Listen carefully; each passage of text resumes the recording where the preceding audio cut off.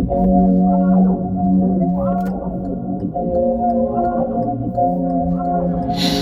cold heart is finally melting. I move from the east to the west when I finally think it might be helping. I confess I'm not that versatile. Say I'm good, but I might be in denial. Takes one call and that undoes the doubt. Baby, I tried to call you off like a bad habit. Tried to call you off like a bad habit, but I keep coming back like a revolving door. Said I want you less, but I just want you more. Said I keep coming back like a revolving door. Said I want you less, but I just want you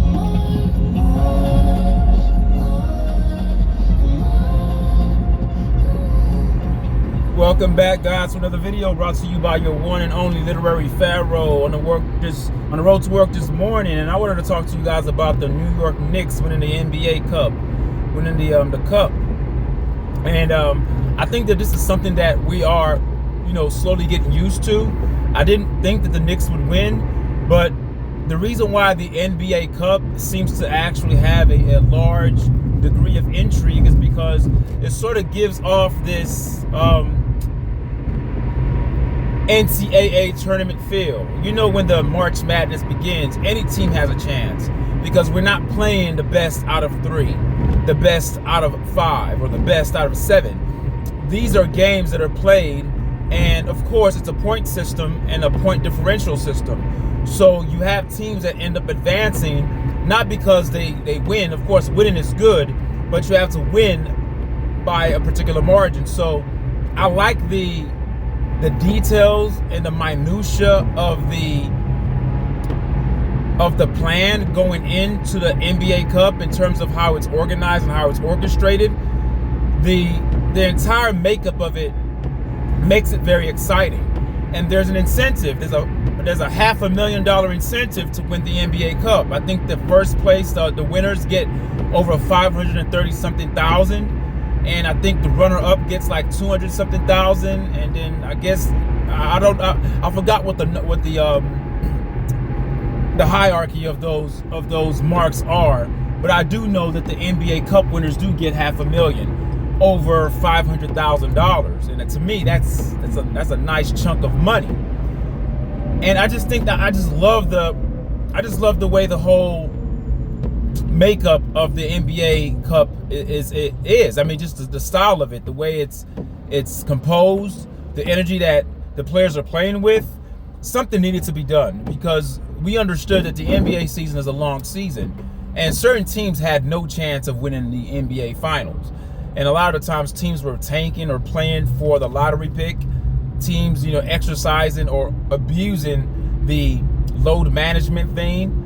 So I think that this insertion began in 2023 was something that was sort of, not taken with a large degree of agreement. A lot of people were against it because they were like, NBA tournament, look at what these guys are trying to do. They're trying to do anything that they can to make the NBA a little bit more exciting. Well, lo and behold, 2 years later, 3 years later, approximately 3 years later, after the inaugural season of having the NBA Cup, because the NBA Cup started in 2023.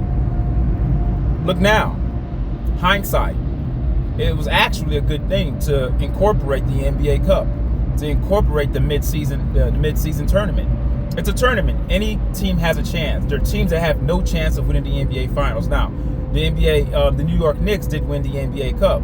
Do the New York Knicks have a good chance of winning the NBA Finals? No. If you look at the numbers, if you look at what Vegas says about the New York Knicks, their chances of winning the NBA Finals are slim to none. I mean, they have a chance. They're gonna make the playoffs, but in terms of the team that has the likelihood of winning the NBA championship, which is most likely OKC, and then you put the New York Knicks on that pecking order, New York Knicks are going to be on the lower tier. So that's just the way it is. It doesn't mean that the New York Knicks are a bad team, but what this mid-season tournament does allow other NBA teams to do is teams who have no chance of winning the NBA Finals have a chance to win something. players have a chance to gain extra money. I like it. I didn't think, even going into the midseason tournament, I thought naturally that it would be OKC by default because they're just the best team in the NBA right now in terms of their record. And I didn't think it was going to be New York Knicks out the East.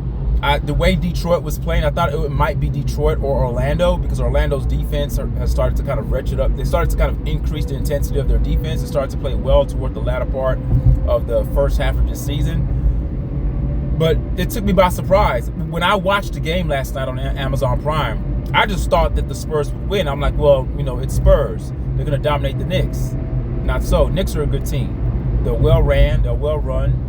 I like the ancillary parts that they have around Brunson, and they're a good team. So OKC didn't even make it. I didn't even think the Spurs would beat them. So this goes to show you that the mid-season tournament brings forth into the NBA a March Madness type of feel, because any given day a team could lose, and then you do have a chance to recoup. But if you win, you have to win by a particular margin, because your margin of victory matters. So to me, this was a genius idea by the higher execs, by Adam Silver and company, to incorporate this type of play in the NBA. I think it does increase interest in players, and when you have players played at a high intensity, it does bring forth a better product on the basketball court. Then it also subsequently allows for fans like me, you, to want to watch. When players are playing hard and all-stars and star players and superstars are actually playing the games because they mean something, we tend to tune in. And I think this is something that's great for the NBA. So give me your take, guys. What do you guys think? Do you think that this mid-season tournament is a good thing or a bad thing? I know initially I didn't say I was against it, but I was kind of just on the fence. I was like, well, let's see.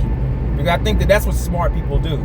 It's easy to hurl out your projections and come up with your own speculations of how you think something's gonna materialize. But I think that the best thing to do as a wise person is to sit back and just watch how things actually unfold before you make your final judgment or decision. And I think that my final judgment and my verdict will be rendered. The verdict that I render is that the mid-season NBA tournament is actually a good thing for the NBA. And if you don't think it is, leave a comment, tell me what you think.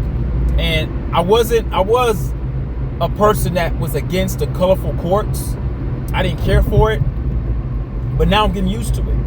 We are creatures of habit. We hate change, and we're very reluctant to change, and we're very hesitant to change. Because as older people, as older adults, in the science, this is all science. This is not me pulling stuff out of my anus here. Science says that the older you are, your fixed neural pathways of the brain.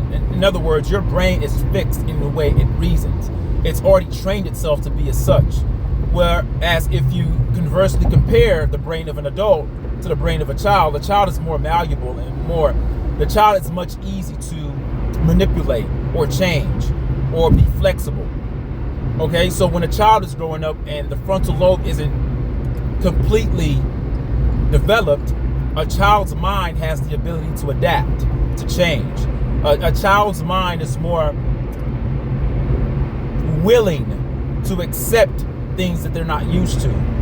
When you have the new neural pathways of the brain trying to form in the mind of a young person, it's much easier for a young person to change. It's the adults. It's the old school people who get upset. Oh, mid-season tournament. What the hell are they doing? I hate the game. The game of basketball is not the same. Well, yeah, it's not the same because things do evolve. And I think that what the NBA is doing is clever. They're trying new things and they're trying ways to make it more exciting. And I cannot fault a commissioner or any enterprise of that matter that's trying to improve its product. In trying to improve your product, you will inevitably have downfalls because you're trying something new. It's almost experimental. No matter what the analytics says and no matter what the data says, you can still try something that's backed by data and still have it not actually materialize into what you thought that it would be. So with me saying that, I think that the court being colorful is not a big deal to me anymore. I'm getting used to it now because that's what we as humans do. We fight change, and then once the change is consistent, it becomes the norm. And when it becomes the norm, we slowly become creatures of habit, and we start to accept what's given to us. So right now, I just accept the midseason tournament for everything that it has. I have no qualms about it. I have no pushback. The pushback that I did have was the colorful courts, because I was like, oh, it's making me sort of dizzy. But now it's not a big deal anymore to me. I can actually watch an NBA game because the intensity is increased. When I see intensity on the basketball court and I see guys fighting and playing hard for something, then I'm going to tune in. So that's my take on the midseason tournament. I'm happy for the New York Knicks. They worked hard for that win. I'm not a New York Knicks fan, but I am happy that teams who normally wouldn't have a chance to win anything are having chances to have some sort of incremental success during the long NBA season. And I think that this is good for the NBA. And I think they have other midseason tournaments. Well, no, it's called midseason tournaments. I don't think they have another one. I know they have the play-in. The play-in, I like the play-in concept as well. So these are all new wrinkles that Commissioner Adam Silver has been inserting into the NBA, and I think these are all good things. So I'm going to leave it there. Leave a comment to me what you guys think. And yeah, I'm really excited about that. Thank you guys for listening. Till next time. Peace.